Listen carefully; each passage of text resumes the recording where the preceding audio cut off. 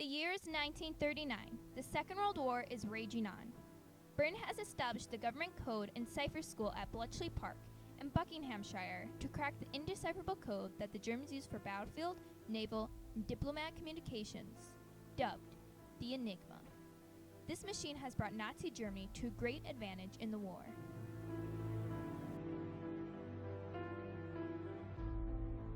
Alan Matheson Turing, a young man with a brilliant, complex mind from London, England, joined Bletchley Park in cracking the Enigma code.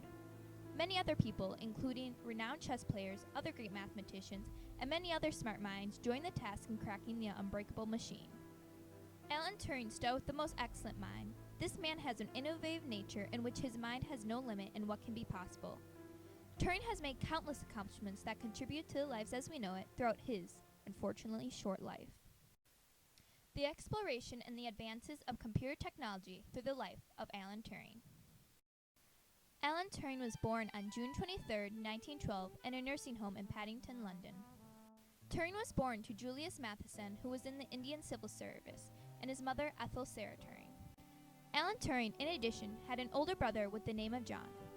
Turing was not one to enjoy activities that kids his age enjoyed, but rather isolated himself and disappeared into his own world of science. The book Natural Wonders Every Child Should Know sparked Alan's in-depth wonderment of science and how it was part of the world around him.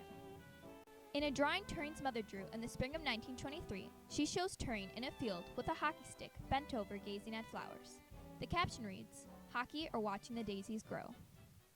In 1926, Turing was accepted into Sherborne School, a private school in England, despite Turing's mother's worries of the school not accepting him because of his intense focus on science. The headmaster of Sherborne at the time stated, "If he is solely to be a scientific specialist, he is wasting his time at public school." In Sherborne, Turing met Christopher Morecambe, a very close friend that Turing adored. Turing mentions how Morecambe made him want to improve his work and become better. Together they discussed the latest scientific news and conducted their own experiments. The relationship fired Turing's intellectual curiosity, but more importantly, it also had a profound emotional effect on him. Throughout Turing's years at Sherborne, his interest in math and science grew immensely. On February 13, 1930, Turing's close friend, Christopher Morecambe, died from tuberculosis, in which Alan Turing became deeply affected by and even renounced religion. Morecambe's death encouraged Turing to want to achieve great things to fulfill Morecambe's potential and the discoveries Morecambe would have otherwise made. In 1931, Alan Turing was accepted to Cambridge University and began studying mathematics.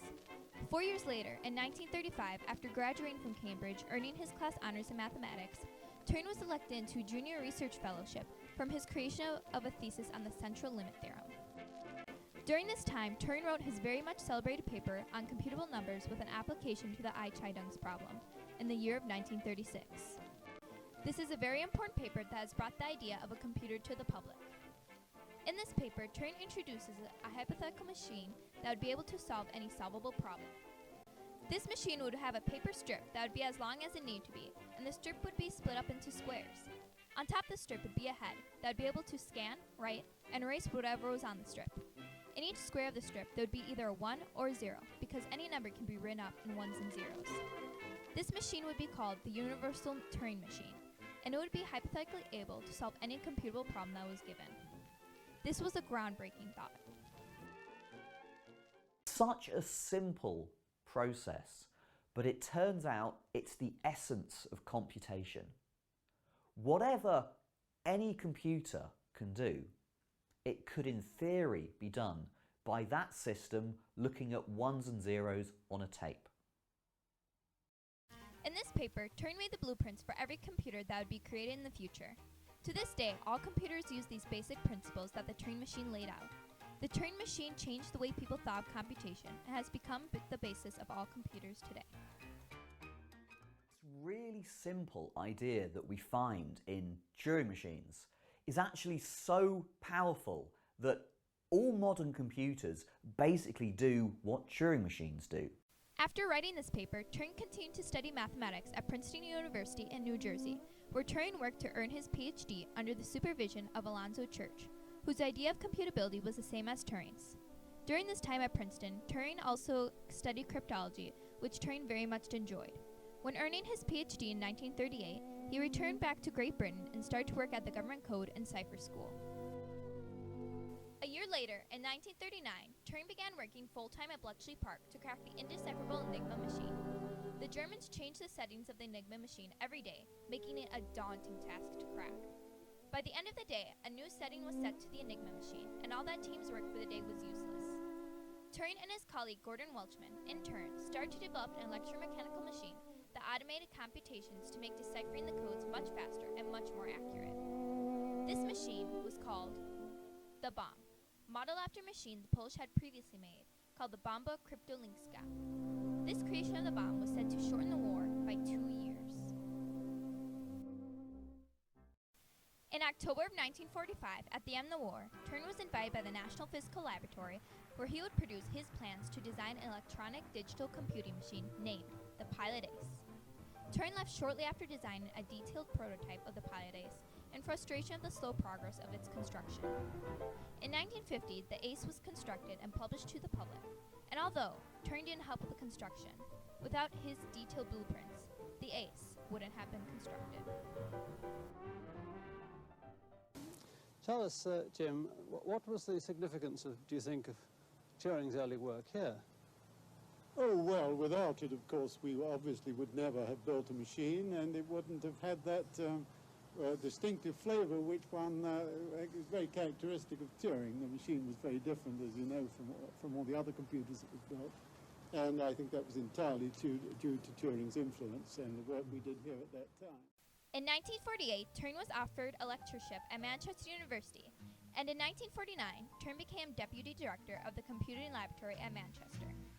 Here, Turing worked on the first stored program computers in the country, the Manchester Mark I, which would be used as the prototype for the Ferranti Mark I, the first commercially manufactured computer. The advance of computer technology started to begin the thought of whether or not machines could think like humans. This brought about a debate on October 27, 1949, between Alan Turing, Max H.A. Newman, a mathematician, the chemist and philosopher Michael Polanyi, and the zoologist and neurologist J.C. Young at Manchester University discussing the mind and the computing machine. In this manuscript, it's recorded of these people discussing whether or not a mechanical brain could work in the same way as human minds. They also bring up the idea of artificial intelligence. This discussion at Manchester brought Turing to write the paper Computing Machinery and Intelligence in 1950. In this paper, Turing introduced the question, can machines think? Turing answers this question by attempting to give a definition to machine and think.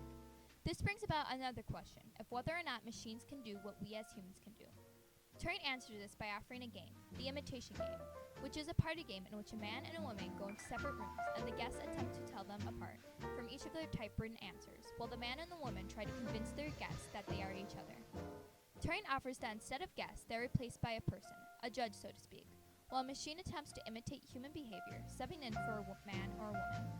If the judge cannot determine whether or not it is speaking to a machine or a human, the machine wins. This test Turing created is now called the Turing test. The Turing test has become an essential aspect of testing artificial intelligence, and has brought upon a large debate in philosophy since the creation of the test in 1950. Throughout the years, numerous versions of the Turing test has been created, and since 1991, there's been an annual Loebner Prize awarded to who can make a machine that can pass the Turing test. On June 7, 1954, Alan Turing died from suicide by eating an apple injected with cyanide after years of cruel punishment brought onto by the government because Turing was charged with what they called gross indecency. A sad end to the brilliant mind of Alan Turing, who gave countless contributions to our lives as we know it. He has designed the basic principle of all computers we have today. He created an electromechanical machine that shortened the war by 2 years. He had helped design the first electronic digital computer and the first stored program computer, and he brought upon the idea of artificial intelligence. Alan Turing's mind had no limit throughout his life and has created countless accomplishments through his expansive knowledge and has advanced computer technology immensely and contributed to the computer-intoxicated generation we live in now. We can only see a short distance ahead, but we can see plenty there that needs to be done.